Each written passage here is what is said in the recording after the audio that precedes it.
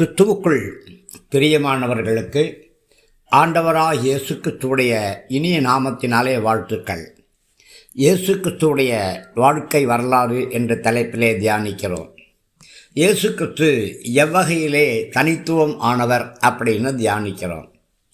அவர் தேவனுடைய தனித்துவமான ஒரே பேரான குமாரன் என்று சங்கீதம் 2:7, சங்கீதம் 2:11-12, யோவான் 1:14, லூக்கா 1:35 வாசிக்கிறோம்.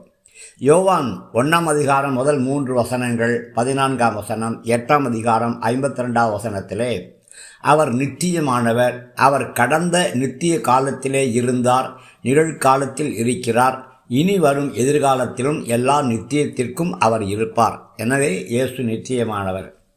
மூன்றாவதாக, இயேசு ஒருவரே நம்முடைய பாவங்களை சுமந்தார். அதனால் நாம் பாவமன்னிப்பு பெற்று அவற்றிலிருந்து ரட்சிக்கப்பட்டிருக்கிறோம். ஏசாயா 53ஆம் அதிகாரம், மத்தேயு 1:21, யோவான் 1:29, 1 பேதுரு 2:24, 1 கொரிந்தியர் 15ஆம் அதிகாரம் முதல் 3 வசனங்களிலே நாம் தியானிக்க முடியும். நான்காவதாக, பிதாவிடத்தில் செல்வதற்கு இயேசு மாத்திரமே வழி என்று வேதம் சொல்கிறது. யோவான் 14:6, அப்போஸ்தலர் 4:12, 1 தீமோத்தேயு 2:5 ரட்சிப்புக்கு வேறு வழியே கிடையாது. நம்முடைய பாவத்திற்கான பரிபூர்ண நீதியை பரிமாறிக்கொண்ட ஒரே நீதிமான் இயேசு மாத்திரமே. ஐந்தாவதாக, இயேசுவுக்கு மாத்திரமே அவரது சொந்த மரணத்தின் மேலே அதிகாரம் இருந்துச்சு மற்றும் ஜீவனை மீண்டு எடுத்துக்கொள்ளக்கூடிய அதிகாரமும் அவருக்கு இருந்துச்சு. யோவான் 2:19, யோவான் 10:17-18 வசனங்களிலும் தியானிக்கலாம். அவருடைய உயிர்த்தெழுதல் ஆவிக்குரியது அல்ல, மாறாக சரீர பிரகாரமானதும் கூட. லூக்கா 24:39 வாசிக்கிறோம். மரித்தோரிலிருந்து அவருடைய உயிர்த்தெழுதல், மீண்டும் ஒருபோதும் மரிக்காமல் இருப்பது அவரை தேவனுடைய தனித்துவமான குமாரனாக நமக்கு காண்பிக்கிறது.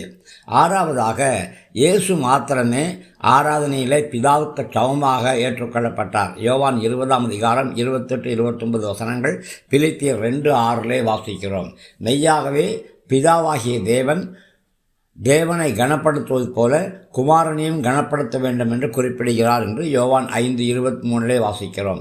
மற்ற அனைவரும் இயேசுவின் சீஷர்களோ அல்லது தேவ தூதர்களோ அல்லது ஆராதனை ஏற்றுக்கொள்ளாமல் முறையாக அவற்றை நிராகரிக்கிறார்கள் என்று நாம் வாசிக்கிறோம். ஏழாவதாக, இயேசுவுக்கு தான் விரும்பியவர்களுக்கு ஜீவனை கொடுக்கக்கூடிய வல்லமை இருக்கிறது என்று யோவான் 5:21 வாசிக்கிறோம். எட்டாவதாக, பிதாவாகிய தேவன் நியாயந்தீர்க்கும்படி சகல நியாயத்தீர்ப்பையும் இயேசுவுக்கே வழங்கியிருக்கிறார்.